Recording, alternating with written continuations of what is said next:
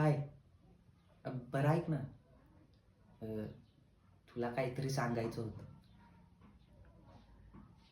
तुझ्यावर माझं प्रेम असतानाही त्यावेळी मी बोलण्याचं धाडस केलं नाही.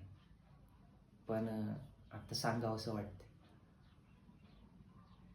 जबाबदारीतून मोकळं झाल्यावर बोलायचं ठरवलं होतं. पण तोपर्यंत आपण एकमेकांपासून खूप दूर झालो होतो. त्यानंतर त्यानंतर मी 10 वर्षे मुंबईबाहेरच काढली. घरच्यांनी तर लग्नाचा आग्रहच मागे धरला. त्यामुळे इच्छा नसतानाही त्यांच्या समाधानासाठी मी मुली पाहायला सुरुवात केली. ज्या मुलींना मी पसंत केलं त्यांनी मला नकार कळवला आणि ज्यांनी मला होकार दिला त्यांना होकार द्यायला माझं मनच तयार होत नव्हतं.